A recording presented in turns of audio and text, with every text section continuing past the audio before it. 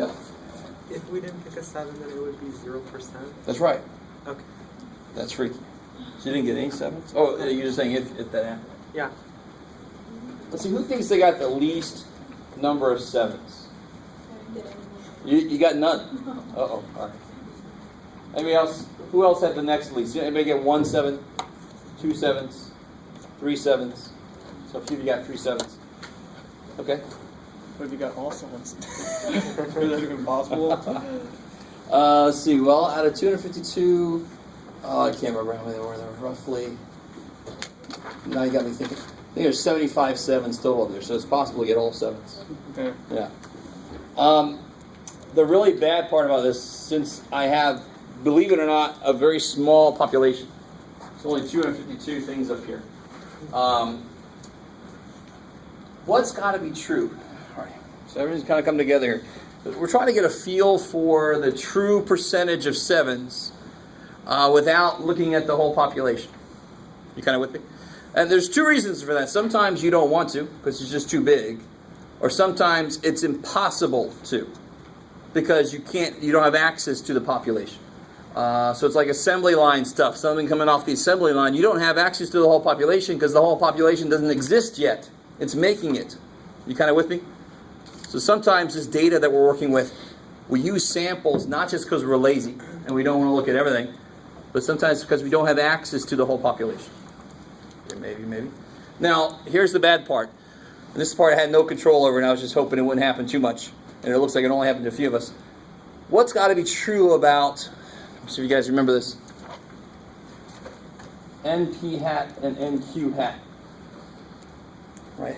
Everything we know, just because they're wearing hats doesn't change anything. What's P hat plus Q hat got to be? 1. Just because they're wearing hats doesn't change that, right? What's got to be true about NP hat and NQ hat for this to be something? Get greater than equal to 5. What we know so far? Does that sound familiar? And that was in order for it to be what? Normal enough for us to use z-scores and all that kind of stuff. Now here's the thing. How do you calculate p hat? I don't know where to put this thing. How do you calculate p hat? What did you do? How did you calculate p hat?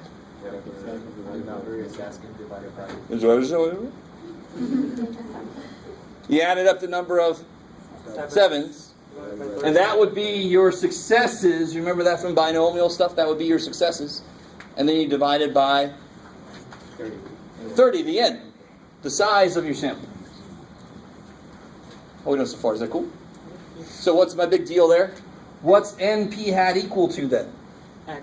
Yeah, NP hat is equal to the number of 7s you saw. So if you saw less than 5 7s, you officially don't have a normal distribution. You technically could not do the z-score analysis that we need to do. You guys semi with me? We'll go ahead and plow forward with it, though. We'll accept that our approximations and so forth might be off, but oh well. It didn't look like a lot of you were affected with it. 0 is kind of neat. I like that. I love it when very unlikely things happen. Okay, so how am I going to try to collect this? Here's what I want to ask you. Take a look at has everybody got their interval made? Am I interrupting anybody? Has everybody got that work done? What z-score did you use?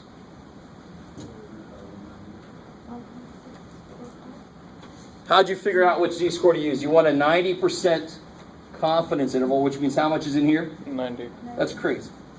Which means how much is out there? 0.05. 0.05. So if you look up 0.05 as an area, look out to the z-score. You should be on an asterisk place. And you should have between... I love it. So your z-score should be 1.645. Because remember, the plus and minus is built into the formula itself. Pop.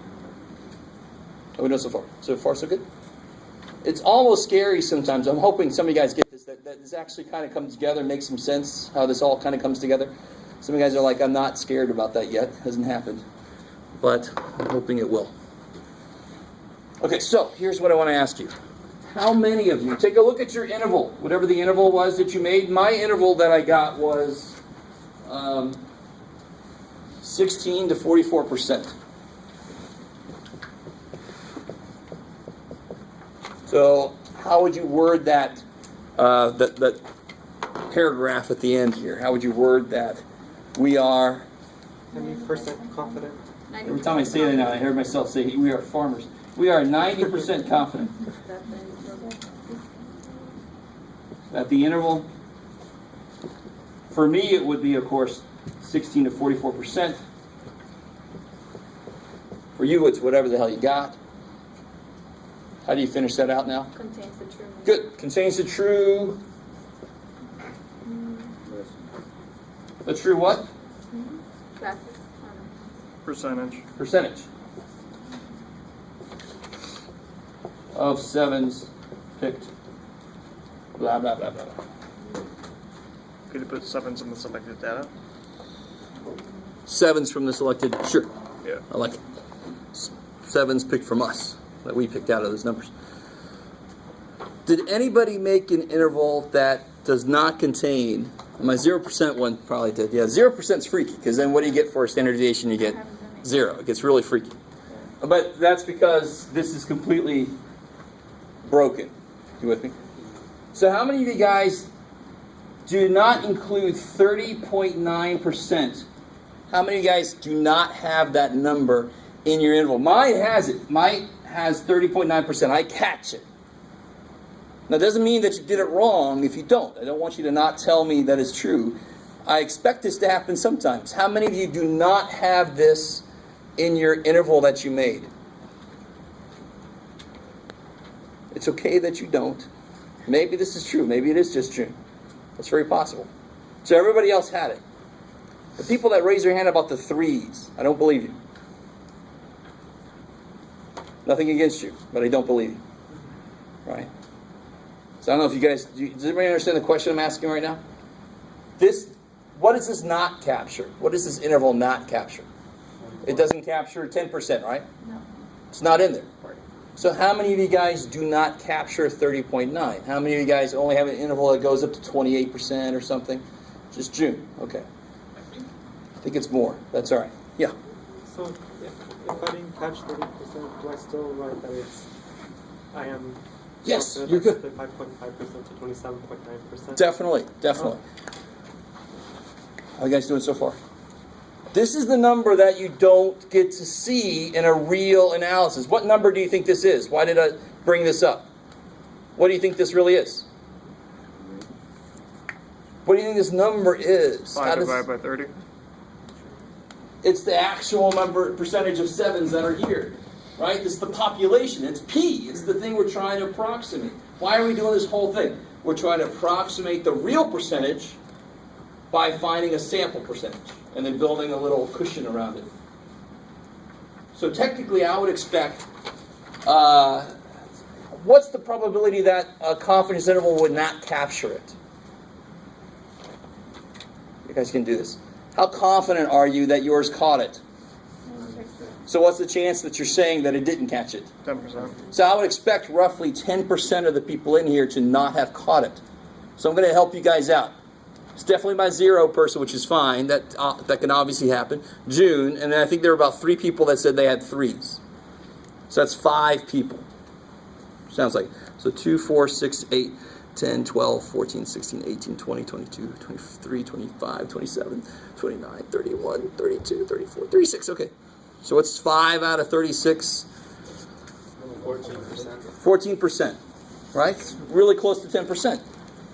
That's crazy. Now, I would be cool if it only won, because obviously nothing's guaranteed.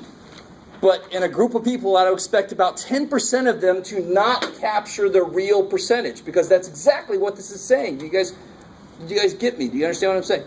We're 90% confident we caught it. So what percentage of people's intervals won't catch it? 10%. Now, how could I reduce that number? Force myself to be more confident. Right? Make this 0.95. Make the z-score go out further. Then everybody's interval would have gotten a little bigger. Fewer people would have not caught it. Possibly. You guys kind of with me? Okay, a few of you guys are with me. Some of you guys are looking away. Don't look at me. Okay. Huh? You get it? All right. So let's try one more specific example. We'll talk about another formula from this section, and then we're going to move into the last section of chapter 7 for right now.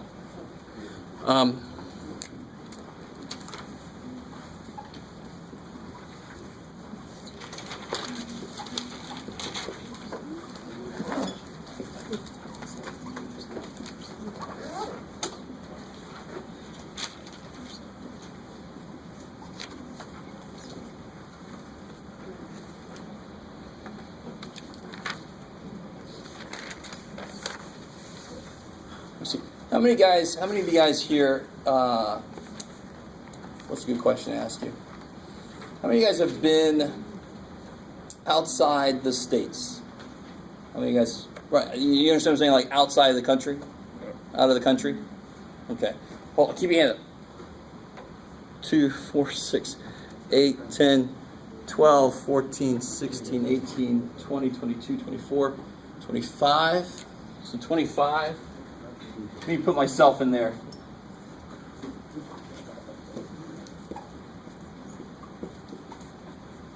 All right. So 1, make sure it's normal enough.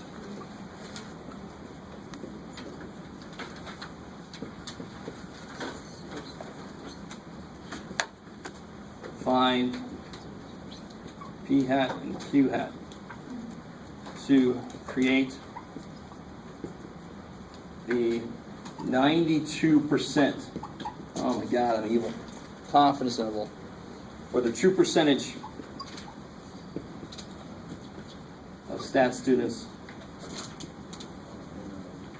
who've been out of the States.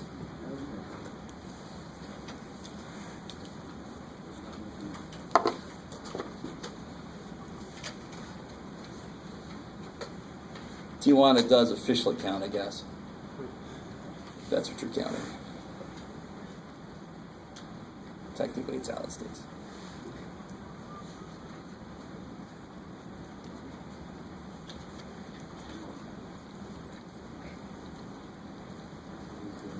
What's really weird about these problems is it always seems like you don't get enough information. I'm giving you all the information you need.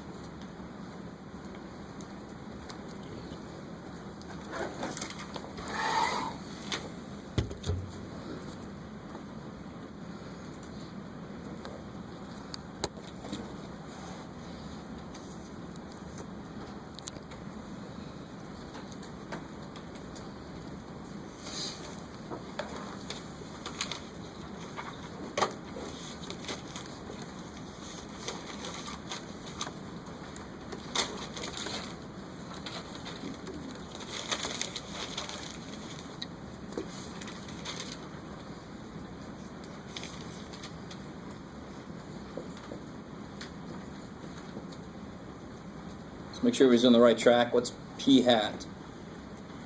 0.7027. All right, you can go out that far. You have to go at least how far? At least this far. At least 3 places, just like standard deviation. Once you're there, you can get it better if you go further, but between 2 and 3 places, it really makes a huge difference in how far off you end up being. It's kind of freaky. So what's q hat? 0.297. Good.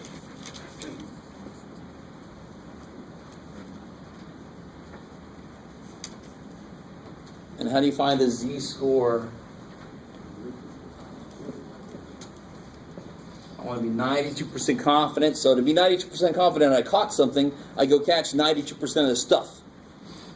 That's almost too silly. It's almost too easy to... It's like, well, of course you're 92% confident you caught the damn thing. 4%. Good. So 4% out in the tails. If you look up 0.04...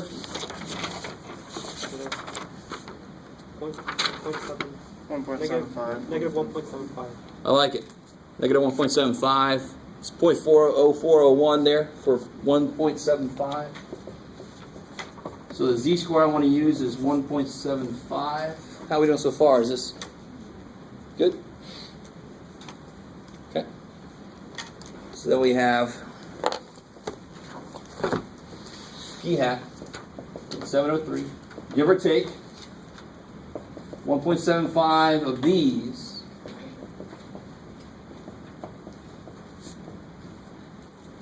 What was that?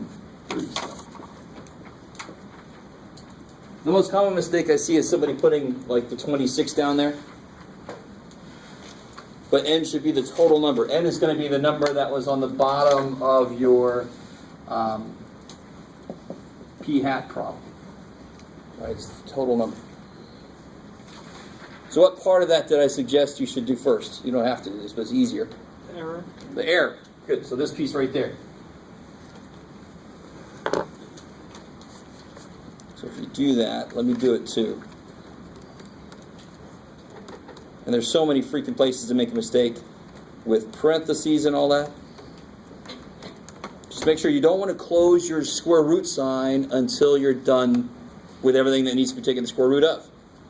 So if you have a calculator that opens a parenthesis, don't close it until you're all the way to here. It's kind of silly, but that little mistake can kill you. That or do it in multiple steps. And Not literally. You don't have to worry about it. What's that? That or do it in multiple steps. You don't have to worry about it. Exactly. So what do you guys get? Sorry?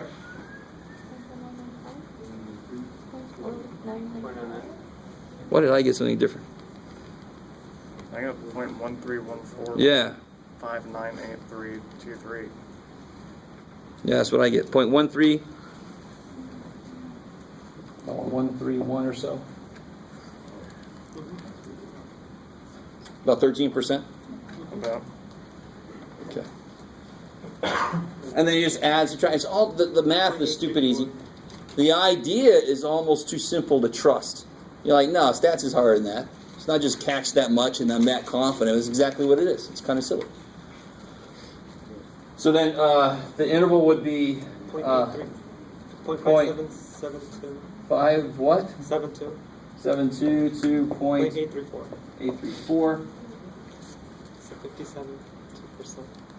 So write down what you think is the summary little statement. And then I'll write it up here on the board. You can double check against it. Don't say it out loud yet. Everybody decent with this? Anybody have any questions on that work?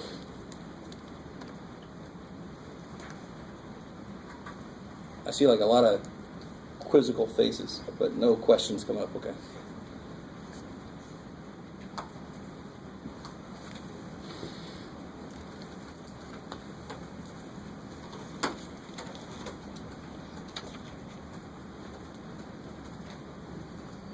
Alright, so here's what it should be.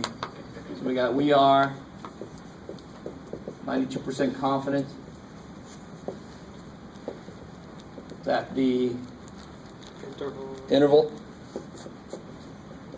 57.2% to 83.4% contains the true percentage of students that went out of state.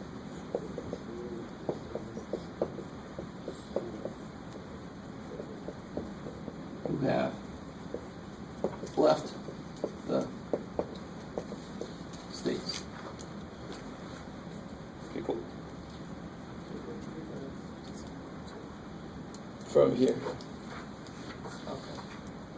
So subtract that error off, add that error on. So it's give or take.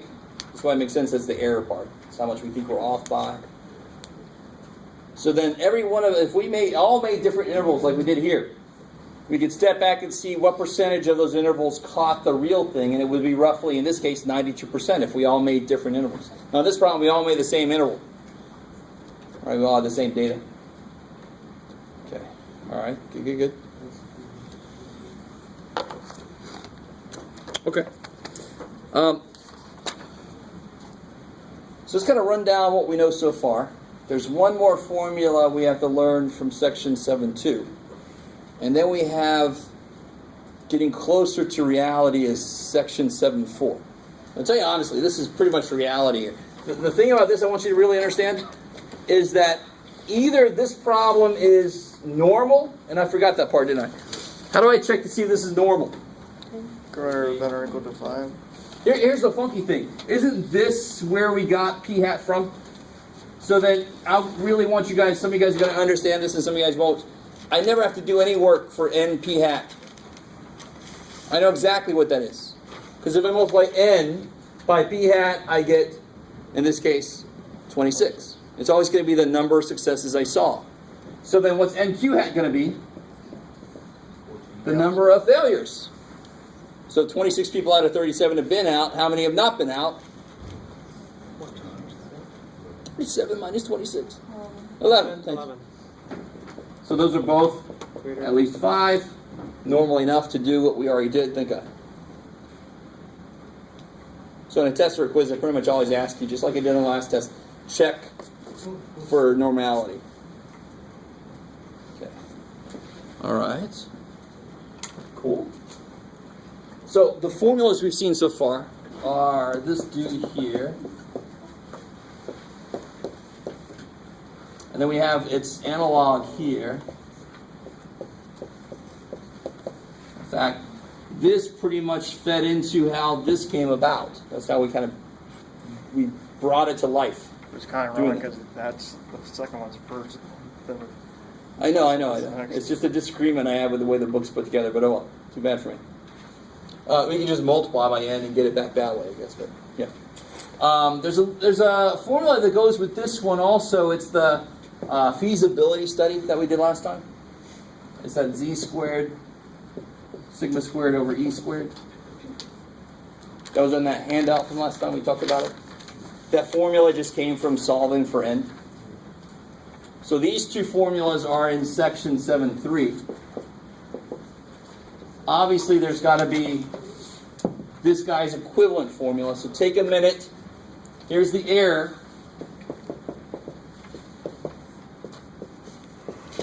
Solve that for n. Get n by itself in that expression. You can do it. Or at least you don't want to admit if you can't. That is minimal algebra. You all have survived algebra. You should be able to do this.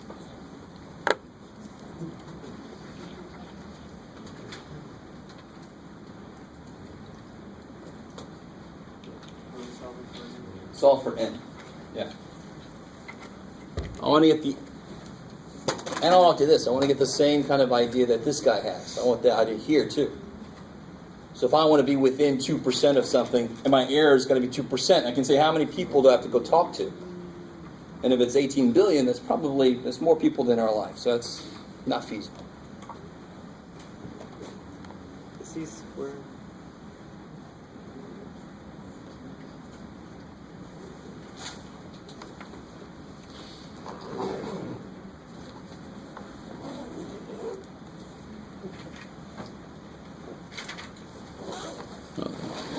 There's multiple ways to do this. Does somebody have a good first step for me? Square both sides. Good. I like that. That's the first thing I heard. Square both sides. Awesome idea. Because the thing we want, it really sucks, the thing we want. Not only is it on the bottom, it's also under a freaking square root. So whatever I can do to handle either of those. So if I square both sides, I get e squared equals z squared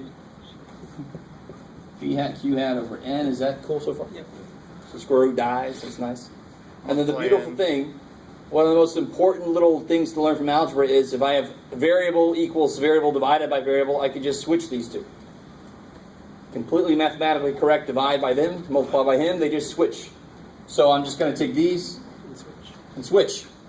Multiply by n, divide by e squared. There you go. And z squared p hat q hat over e squared.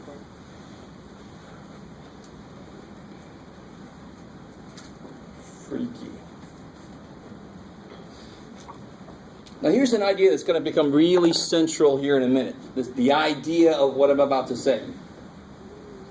If you did not have a clue what p hat and q hat are, and the reason you wouldn't know is because you're trying to figure out how many people to talk to. You haven't talked to a damn soul yet. So you don't have a clue what p hat and q hat are. You with me? What percentage of people drive BMWs?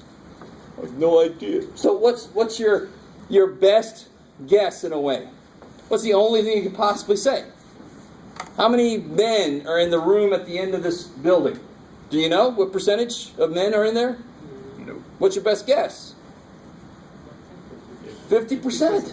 Your best guess is 50%. Now there's another reason. So if we do not know what p hat and q hat are, because we haven't done a damn thing yet. We don't have a sample yet, so we don't know. We have to use 0.5. And the really nice thing now, some of you guys might be, here's the idea I'm talking about. If I don't know something, let me see if I can word this correctly so you guys are with me. Grammar always gets my way.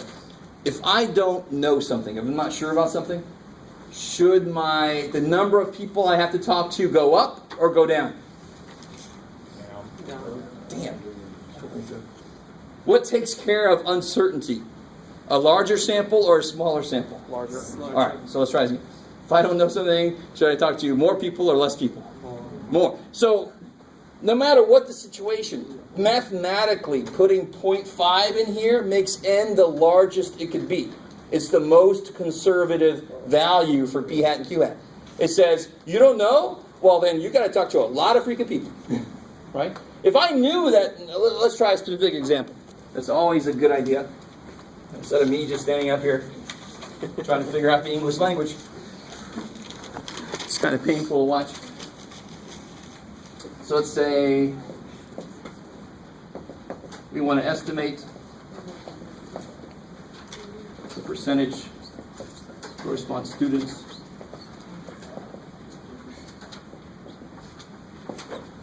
who also attend Cuimaca. I love that name, Cuimaca. Just throw C's and U's and M's if they're no. It's probably not right, that's too bad. Anybody in here also attend Cuimaca? By any chance? Look at that. See, this is horrible. I got a 0. Hey! I got a 1 out of 36, or 2 out of 36. Anybody else attend Cuimaca? 3 out of 36. Look at that. All right. So, part A is going to be how many people must we sample to be within 5% of the true percentage?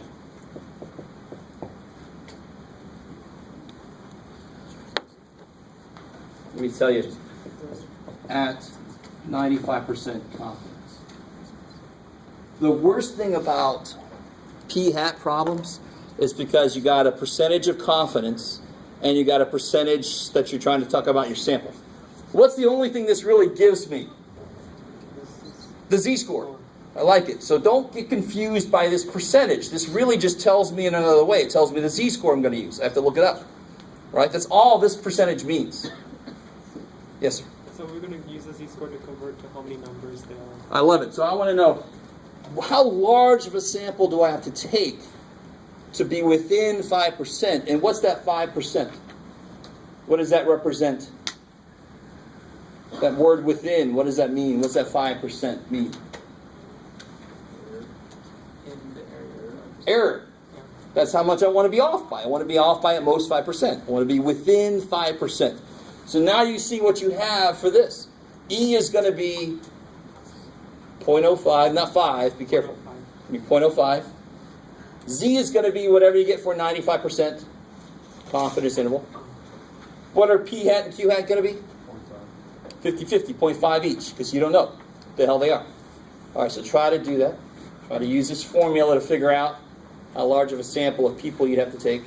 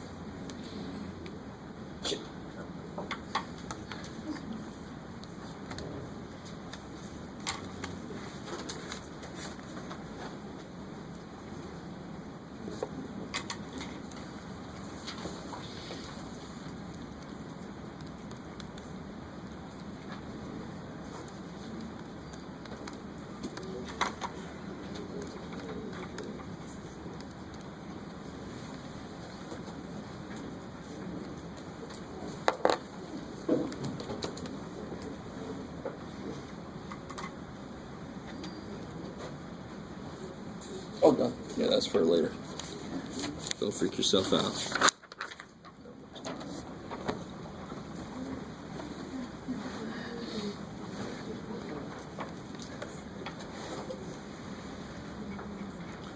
Careful. It's not the right Z-score. How? Because it isn't. If I want 95% in the middle, how much is in the tail there? Not 5%, yeah. Those are always easy to mix up.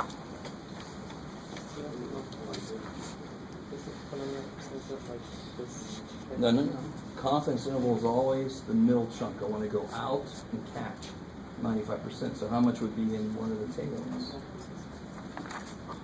If there's 95% in here, how much is on each side? So look up 0.025.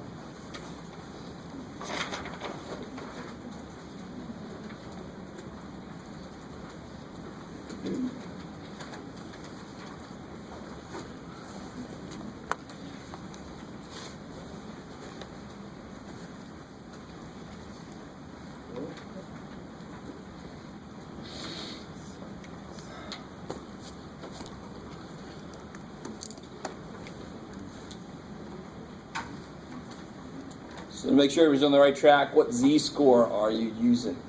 1.96. I love it. How did you find it? You found it 0.95. There's got to be 2.5% on the outside.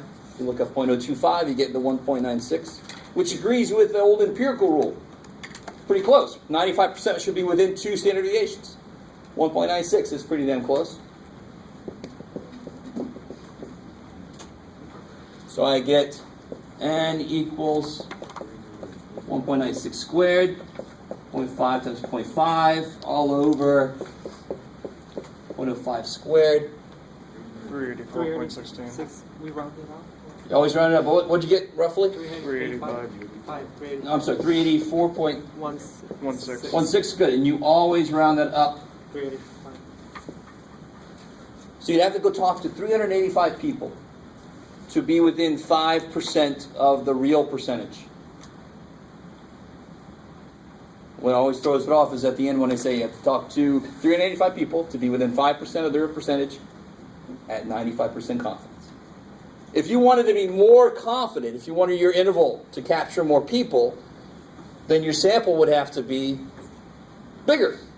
Because wouldn't your Z-score get bigger if you want to be more confident? Yeah. And that kind of makes sense. It goes along with what we knew on day one. A bigger sample is better.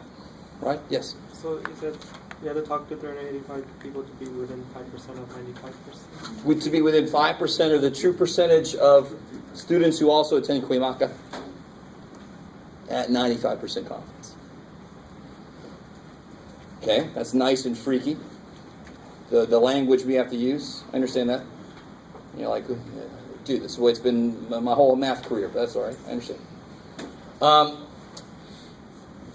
Okay, so then the next part here would be, what if I knew? So I took a little sample. Admittedly, of course, you guys are a bad sample. I told you that the first day. Don't mean bad things, but just a bad sample. Do it again for me. How many people also attend Cuyamaca? I think it was 3. How many people also attend Cuyamaca right now? 1, 2, 3. Okay, so if we know ahead of time, so p hat would be 3 out of 36. I think there's 36 students in here right now, roughly. 1 out of 12. 1 out of 12. I like it. So what is that, like 8? 0.083 Good. continuously. You guys with me so far? So we had, on part A, we had to use 50-50 because we didn't know, and that's the best guess, and even better than that, some of you guys should be worried like that's not good enough, but mathematically it's the most conservative, is to say 50-50. Now if you have a guess or you have actual data from a sample, now you guys are a bad sample, but let's just pretend like you're a good sample. All right? If you have actual data from a sample, you can use that number instead. Your n will always be lower than what it would have been otherwise, because you actually know something. You should have a smaller sample required if you know something. So Q hat would be what? 1 minus 0.8. I like 1 minus that. 0.083. Is that cool? And now if you try the formula again, but instead of 50-50, you put those, n has to be 1.96 squared, 0.083, 0.19, got it, 917, all over. I want to still be within 5%.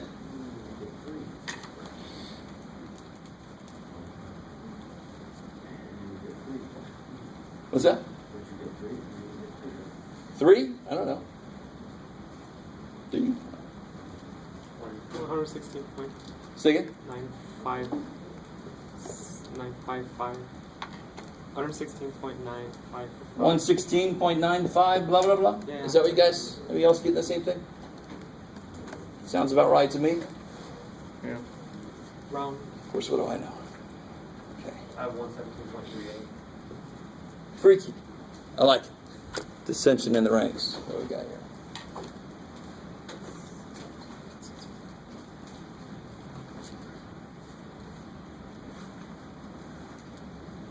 No, 116.95, blah, blah, blah. So round it up to 117.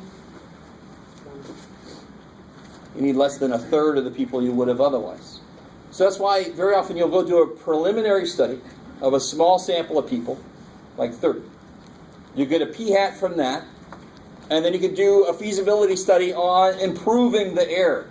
How many people will we need to be within so much, or whatever. So you do a preliminary sample, get a feeling for what the hell p hat is, and that helps you get a more precise n.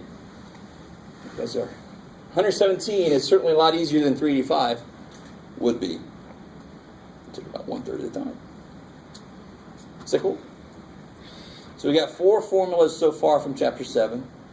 We have the p hat and the x bar thing, right? The p hat, x bar.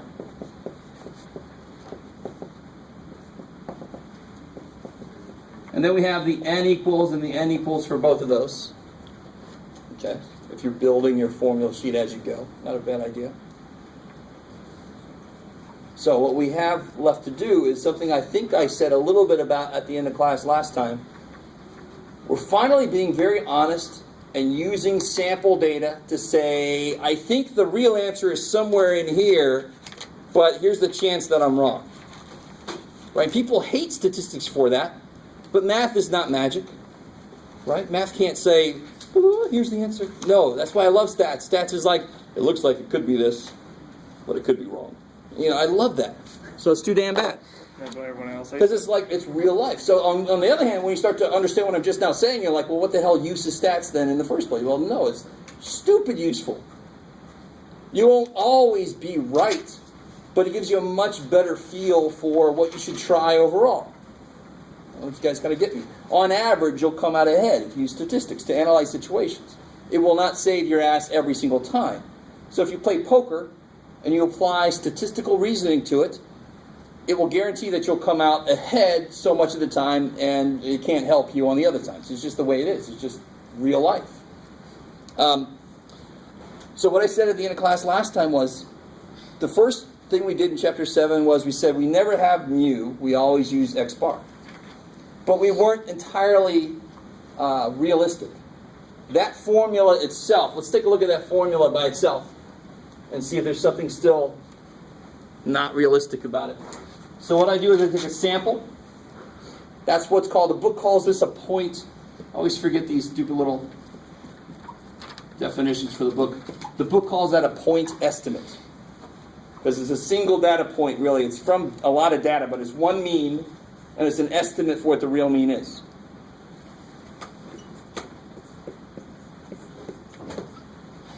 So the other part of this formula that's not really honest is I replaced mu with x bar, but I kept that in there. And if I don't know the mean of the population, I probably don't know the freaking standard deviation either. Are you with me? No. You guys know. No. But it's harder to get the standard deviation than it is to get the average. So if I don't know the mean of the population, I probably don't know the standard deviation. Now the reason, I don't want you to lose faith, I got to be careful when I say it like this. This is still applicable. This can still be used in the real world. I know the standard deviation for all men's heights. You with me? So if I take a sample of men, I can use that population standard deviation. I know what it is. You guys got it with me? But in situations where I'm analyzing something new, I have no idea. I can't use sigma. I don't know what the hell it is. What would be my best guess for it? What's my best guess for the population mean? Sample mean, right? That's my best guess, right? If you take a sample of people, your best guess for the average age would be their average age. So what's your best guess for the population standard deviation?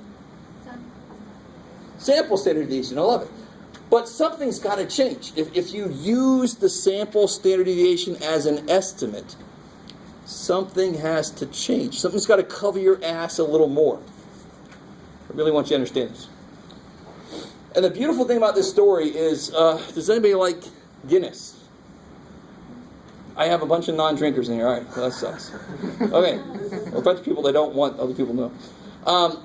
The creation of this distribution for Section 7.4 all started from a guy named William Gossett, who worked at the Guinness Brewery, and he was actually a statistician working there, analyzing the best kinds of barley to use.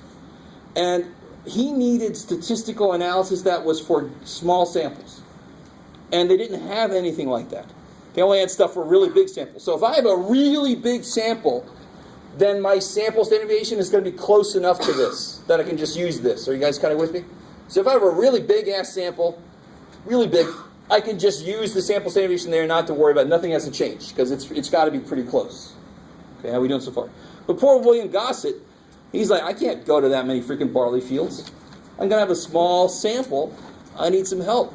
So he actually created his own alternate distribution. Now this is, on the one hand, some of you guys like the idea that Guinness coming in. But on the other hand, you're all like, what the hell does this mean for me as far as work is concerned, right?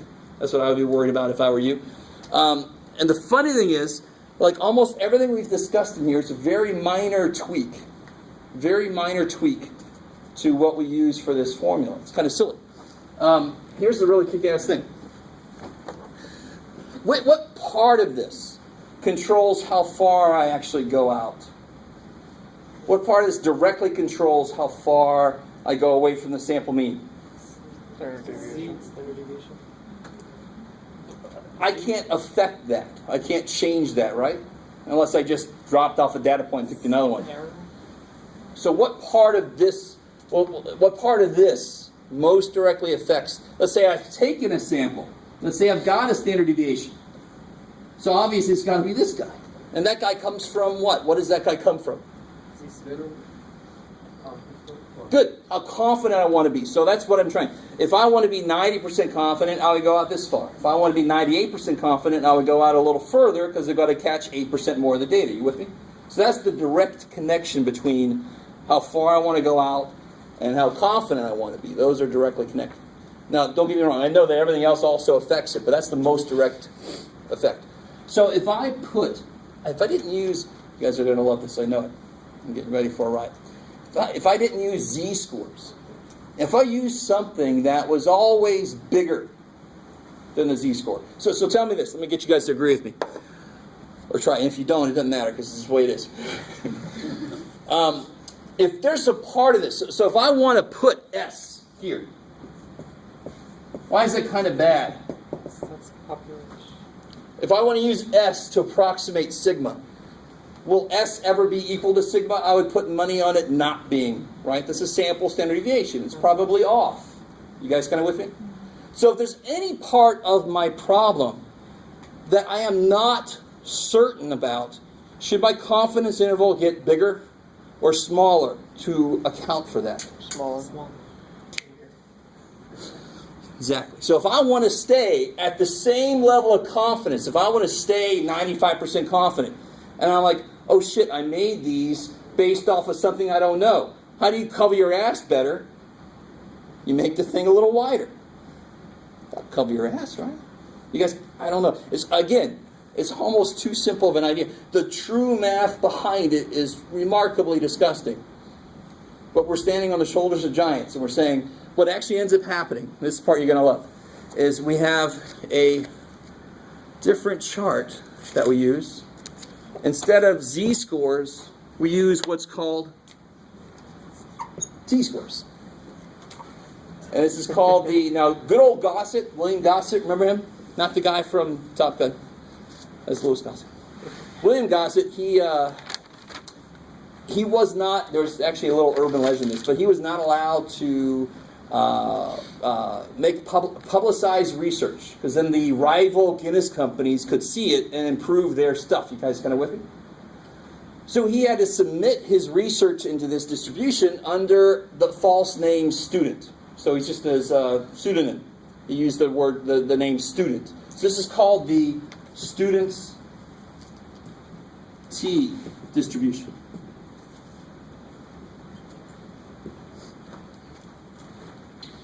Oh, I love it already, Jeff. But what I love about this is there's a lot of complex math behind this. But the actual idea of why it makes sense to make something like this is just so obvious. If I have a piece of my equation that I don't trust, I just make my interval a little bigger. And what's the most direct way you can do that? Don't use this. Use a number that's a little bigger. It'll push your error out more, right? It'll make your interval a little bit bigger. Okay, maybe. Okay. All right, so let's try a specific example. Let me give you guys the t-score chart, and I think we'll start with just how the hell to read this thing. So it's like you're shopping for a recipe, over exaggerate what you're getting, you get more than you got. Yeah, exactly. Oh. Yeah. Same idea, like you're not sure how many people might show up. So you get more because you're like, whatever's left over, I'll just do. And then you hit back.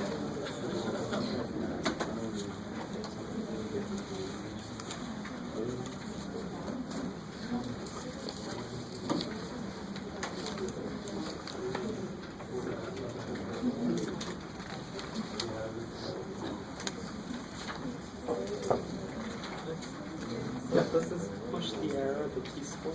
Does it make it bigger? Yeah, it pushes it makes the error bigger, which pushes the interval out a little more. Right? You go up and down a little further. Makes your interval a little bigger. And then what's the error is like small error, or the error is... The error gets bigger. Oh. Definitely, because you're using a bigger value instead of...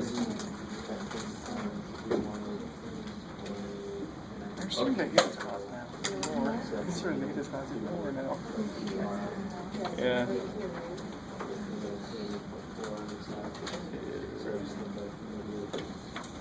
Okay. Probably after I'm done taking the entire class, I'll fucking just start. So the first thing to notice... Uh-oh. Gotta give it up.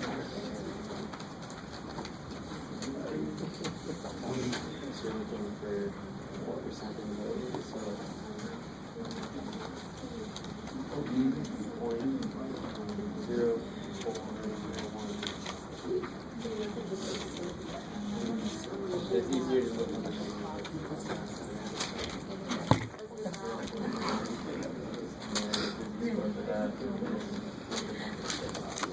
All right.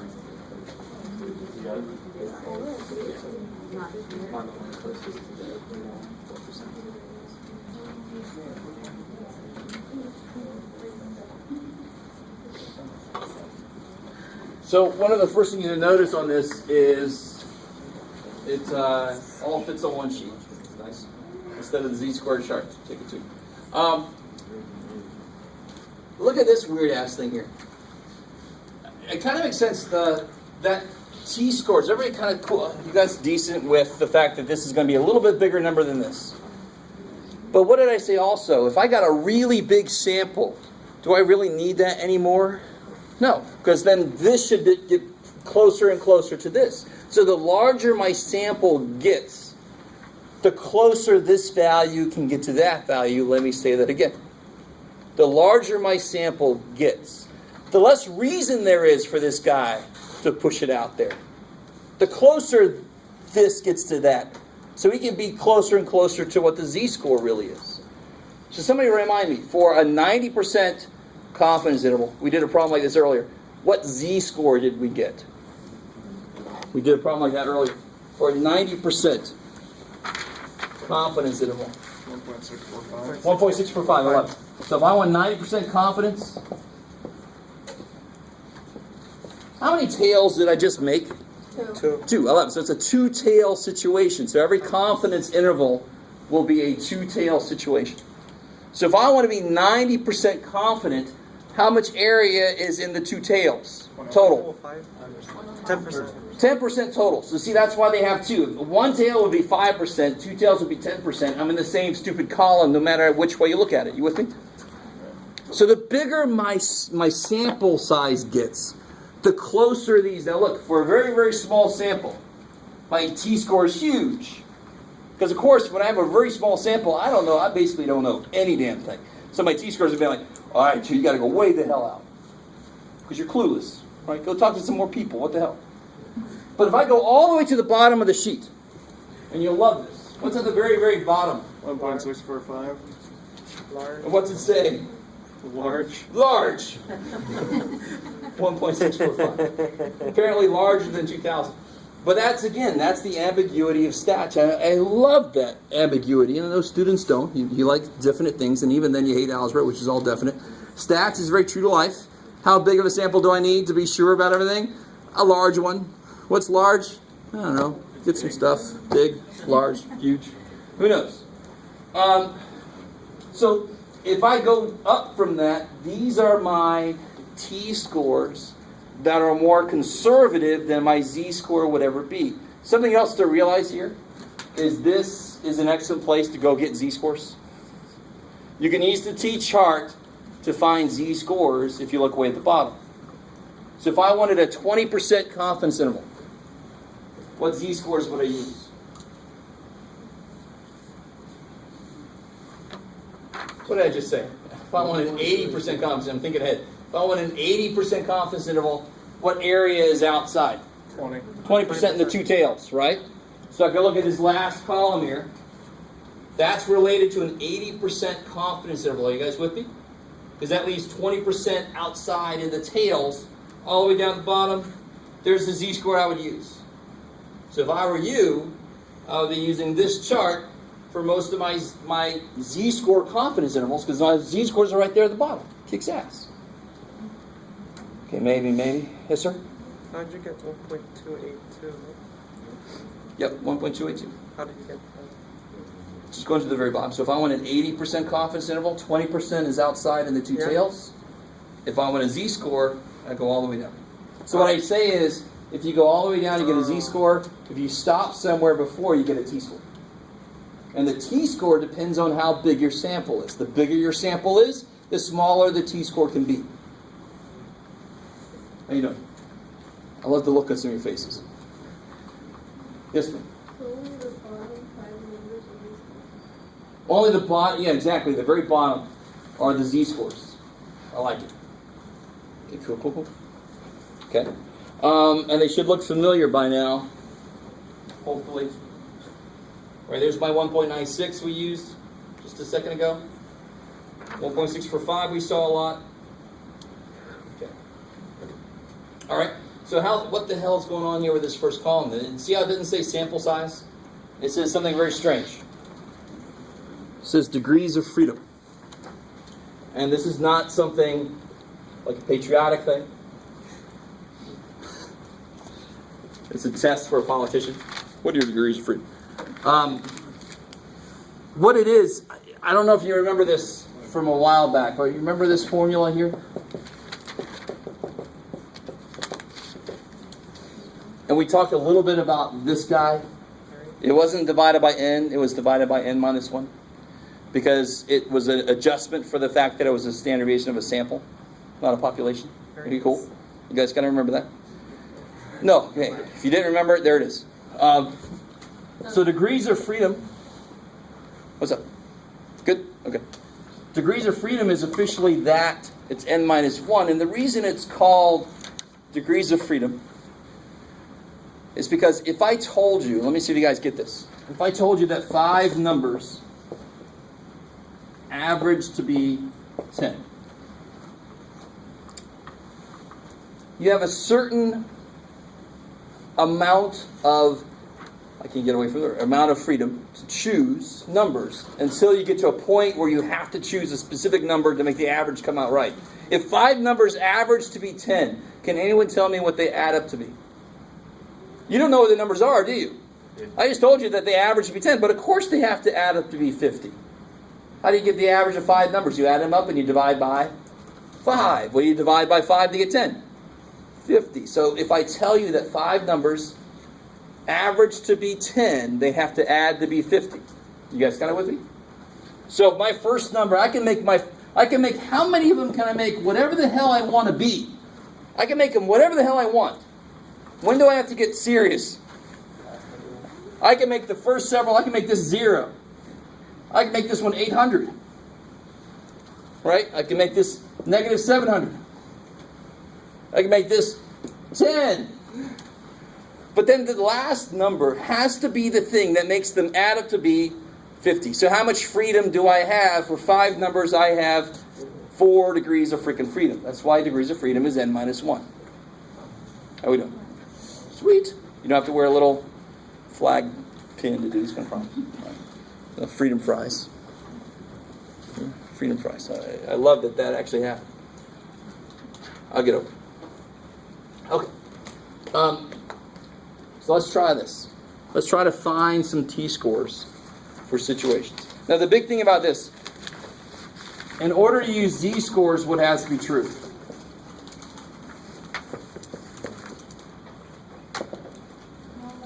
Good. It's got to be normal distribution.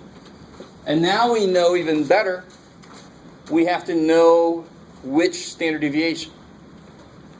To use a z-score, I have to know the population standard deviation. To use t-scores, I really want to stress this because for some reason students always think that t-scores are when it's not normal. That's crap. I don't know who's spreading that rumor. They have to also be normally distributed. So it's got to be a normal distribution still. And sigma unknown. Only S. No. So really the only determiner between the two is which standard deviation do you know. Period. It's got to be normal to do any damn thing. So if I don't tell you it's normal, what part of the problem would still let me use one of these? If I don't tell you it's normal, what would still let you use one of these? How else can I know that it's normally distributed? Greater than or equal to 5. Yeah, if it's an NPQ problem, I like it. If NP and NQ are bigger than or equal to 5, beautiful. If it's a mean problem, what's got to be true? Sample size has to be bigger than 30. I love it. I think this book said greater or equal to, I can't remember. Bigger than 30. You guys got it with me? So either I tell you it's normal, or the sample I take is more than 30, or NP and NQ are bigger than 5, and then I could use z-scores. As long as that's the standard deviation of the population that I know. Right? If it's only the standard deviation of the sample I know, then I have to use t-scores. Okay, maybe. So, let's say I have a problem where n is 33. I want 95% confidence. and S is 1.92. So the question is T or Z, and then what's the actual value of that? So would you use a T or a Z score, and then whichever one you would use, what's the actual value of it?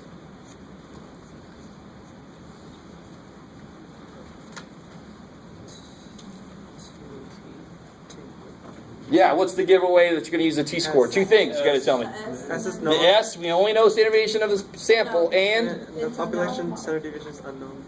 same thing. I like it. It's normal. Why is it normal? Because it's more than 30. I like it. Cool. So there's a whole section in 7.4 homework that's just like this. They're sometimes going to give you too small of a sample. You say, I can't use anything. Or they're going to give you S, they're going to give you sigma, all this kind of weird stuff. How we doing? Now, if they tell you N is 12, but they say it's a normal distribution, they told you it's freaking normal. You can use whatever you want to then, depending on which standard deviation you know. So what's the value of the T-score I would use? Don't say it out loud. Take a second. Let's see if you guys can use that chart correctly. It's a little freaky, especially the first time.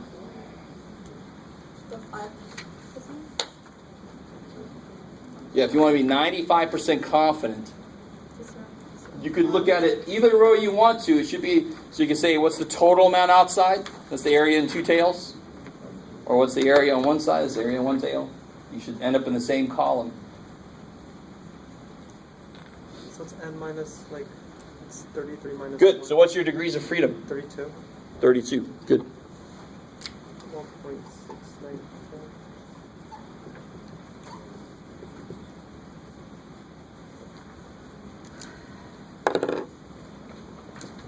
So my degrees of freedom is 32. I want to be 95% confident, so that means there's 5% in two tails or 2.5% in one tail. Oh, this is exciting. All right. There it is. So you guys getting that, hopefully, especially now that I'm pointing out. So the T-score you would use should be the 2.037. Yes, sir.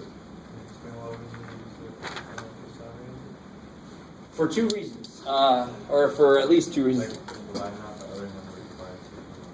Because I want to be 95% confident. So if I'm 95% confident, how much is outside in the two tails? 5%. So if you look at 5% in two tails, that's this column. So it's got to be a number out of this column. And how far down do I go? Until I hit degrees of freedom. You guys with me? If I was able to use a z-score, I would just keep going all the way down to the bottom and use 1.96. But in order to cover my ass, because I only know S, I don't know sigma, I have to use the bigger number, the 2.037. Is it all kind of coming together a little bit? Okay. All right. So let's see. Let's try one more of these.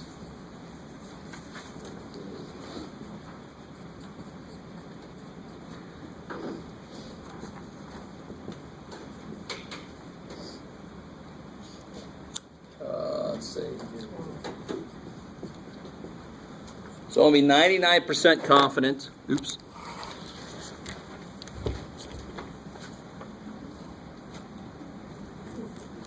%confident. N is 11. I'm telling you it's normally distributed. S is 0.042.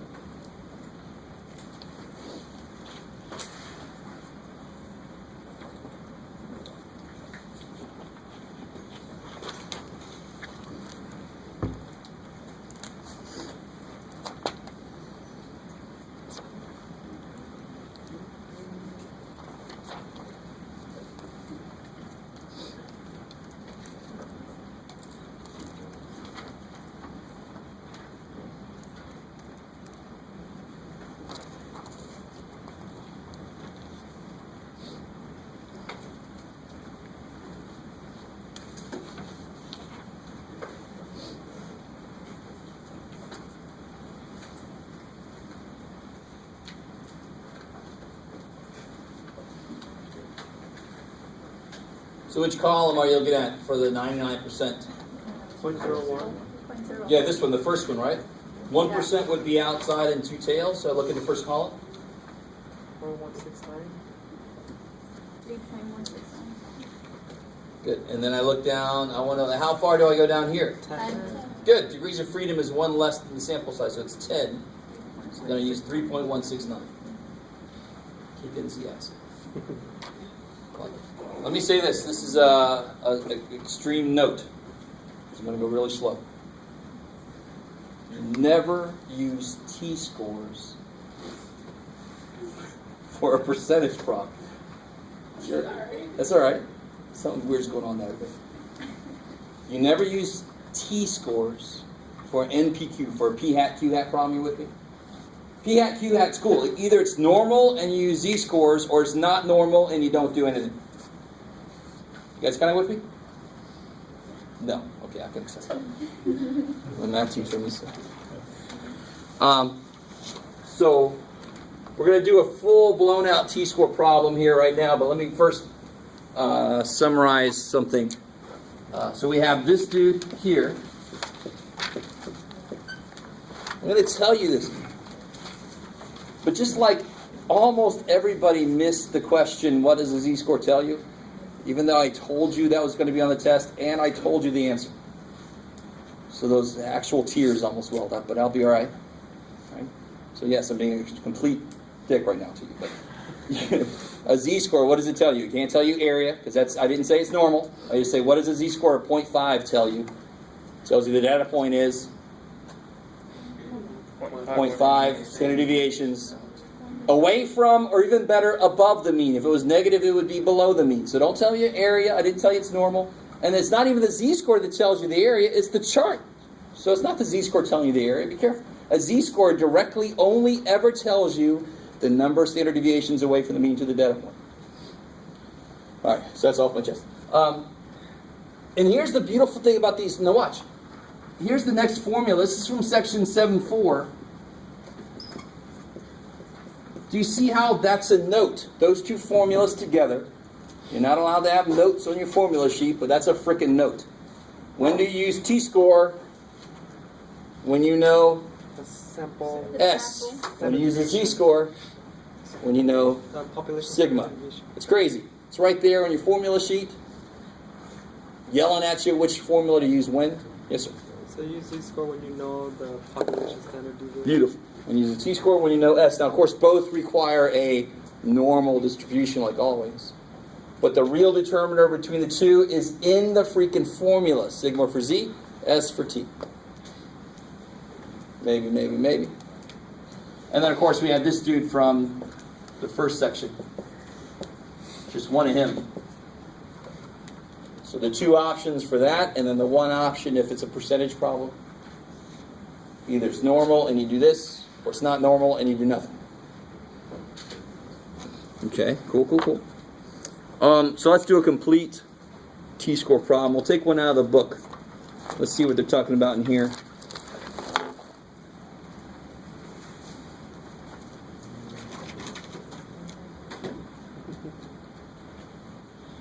Oh, let's see. Let's do one that I can actually see.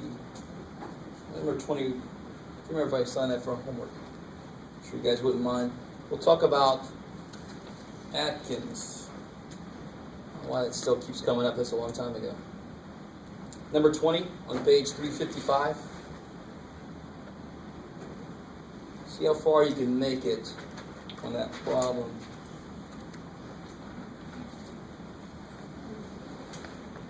What about the Atkins weight loss program? Basically, eat all the bacon you want, and somehow that's kind of an oversimplification, but.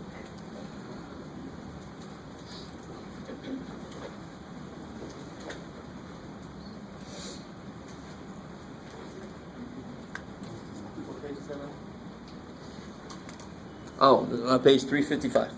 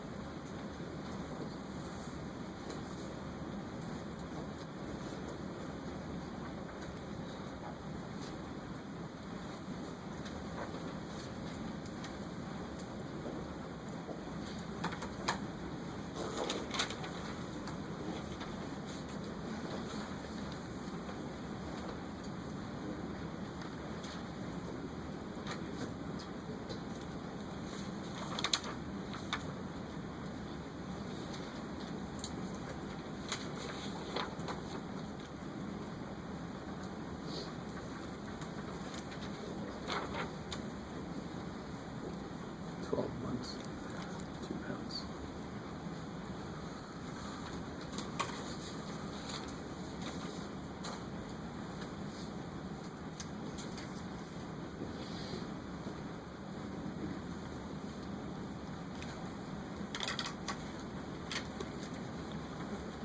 One thing that I hope would kind of bother you a little bit is that the mean is smaller than the standard deviation.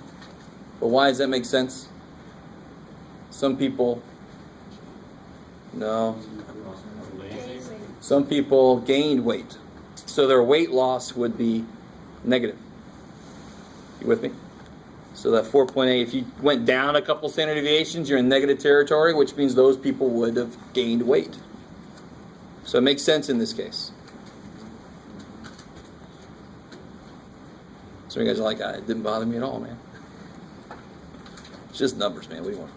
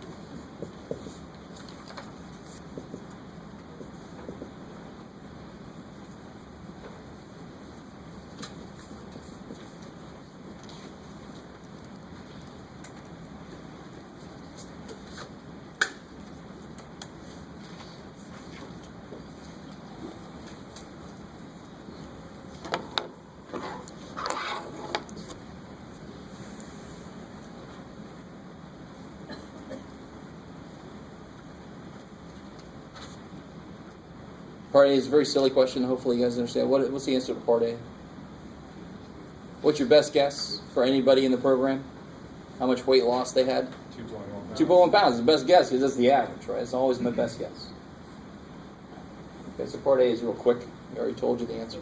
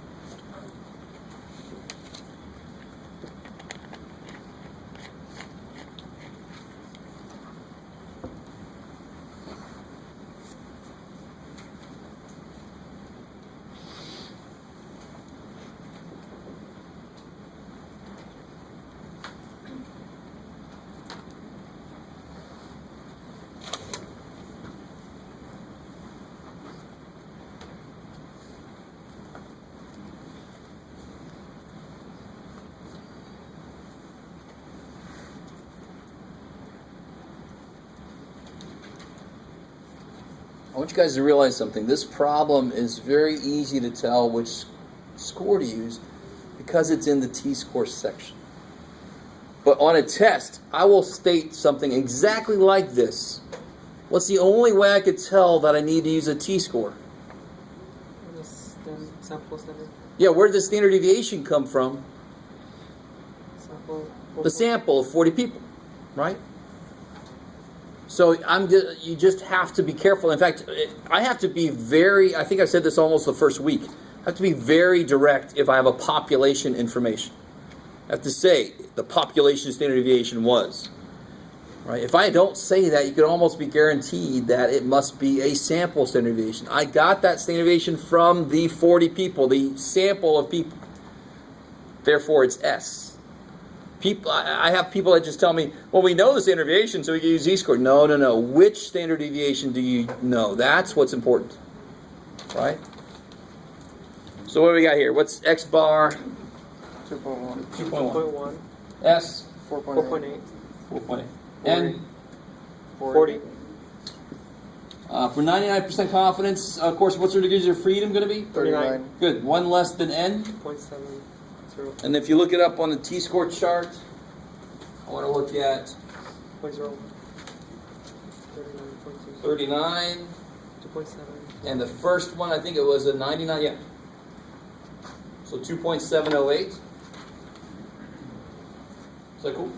I want to be 99% confident, so I want to use this first one, 1% outside. Stop at 39, 2.708. How are we doing? Is that cool? My question will never be answered. Sorry, Jeff. All right, so now you just throw it together. So on that one level, it's almost too easy. It's just a plug and chug. You just have to figure out what numbers to plug where. So x bar is 2.1, give or take this many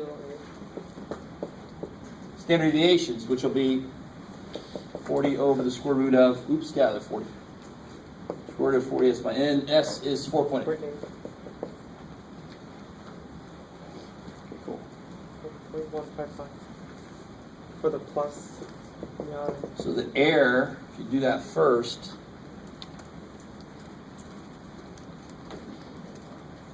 .055. That error.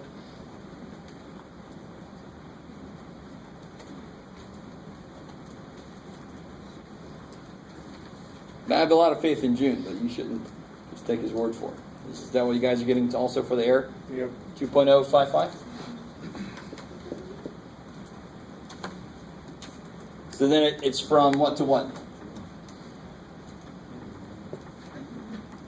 From 4.155. No, 0.0448. Yeah. 0.045 roughly. Up to 4.155. yeah. Now, from that, it looks like evidence that you should lose something, because it doesn't include 0, right? It doesn't include 0. But but this is for a group of 40 people, for one thing. So it's very obviously that some people had to have not lost weight, actually gained weight in this study. But the true average amount of weight loss should be somewhere in between these two. So on average, the group would lose weight. Almost definitely, because this does not include 0. You guys with me? So it's a confidence interval. Very often we'll say, does it include 0 or not? Because 0 would represent no change. If it does not include 0, you found really good evidence that there must be some kind of change. Does that kind of make sense? Okay, good. Cool. And then the little statement would be, we are 99% confident that this interval contains the true what?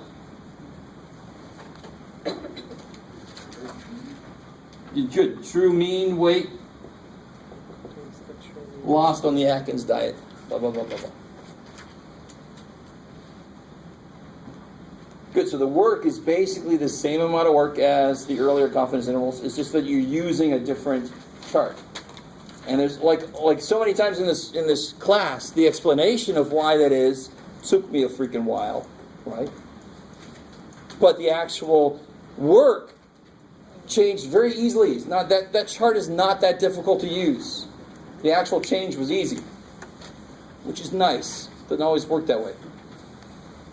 Okay, so that's all I have for today. Let me give you one thing to ponder. This is nothing for you to do. At least bring it back next class. But in case you want to gaze at this is chapter 8. There's a lot on here that I need to explain. Just want to look it over and see what makes sense and what doesn't. We're going to talk about all of it next time. Do you want the T-square? No, you can keep those. Leave those T-square charts if you want. How about the Z-score? What's up? Can you keep the Z-score chart? Oh yeah, sure. I'll be right. Just make sure you bring it back for yourself.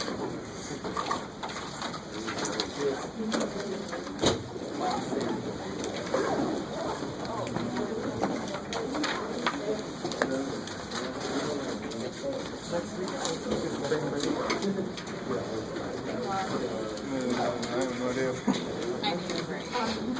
I think gonna be working. All I want to do is go to the beach. That's not gonna happen. I'm gonna sleep in. But